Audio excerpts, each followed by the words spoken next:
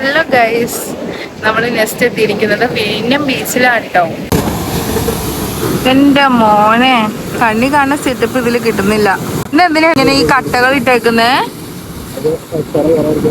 ഓ, പാല് കണക്ക്. ഫൈനലി നമ്മൾ കോവളം ബീച്ചിൽ എത്തിയിരിക്കുകയാണ്. ഇവിടെ കടലമ്മയെ കുറിച്ച് അപവാദം എഴുതി വെക്കുകയാണ് സുഹൃത്തുക്കളെ. കടലമ്മ സമ്മതിക്കുവോ?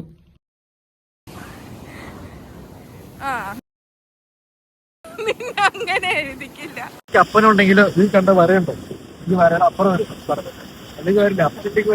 അത്രയും ദൂരത്ത് നിന്നാ കടലമ്മ വരില്ല. ധൈര്യമുള്ള ഞാൻ ഇവിടെ വന്ന് നിക്ക. കടലമ്മ വന്നെ വരവ് കാണിച്ചു തരാം. ഇപ്പൊ വരും, നോക്കിയിരുന്നോ. ബീച്ചിന്റെ ഏറ്റവും അറ്റത്ത് പോയി നിന്നിട്ടോ കേട്ടോ. കടലമ്മയ്ക്ക് അപ്പനുണ്ട് ഇവിടെ വരുമെന്ന്. ഇവിടെ വന്നതേ സൂര്യനെ അസ്തമിക്കണ കാണാനാ. സൂര്യൻ എവിടെ? സൂര്യനില്ല. ശരിയല്ല ഗൈസ്, ആ സൂര്യൻ ആ മേഘങ്ങളുടെ ഇടയ്ക്കുണ്ട്. ഇതേ കണ്ടില്ലേ വെട്ടം, അവിടെ ഒളിച്ചിരിക്കുക. കാർമേഘം കാരണം നമുക്ക് അസ്തമിക്കണ കാണാൻ പറ്റില്ലാന്നാണ് അതിന്റെ കോല. വെറുതെ കടലമ്മയ്ക്ക് അപ്പനുണ്ട്. കടലമ്മ തെളിയിച്ചു ഗൈസ്. ഞാൻ അവിടെ വരെ പോയാ എനിക്ക് എന്നെ മേടിച്ചു തരും. ഒന്നും മേടിച്ചതല്ല, എന്റെ വീട്ടിലോട്ട് വിളിച്ചു പറയും മോള് പോയത്.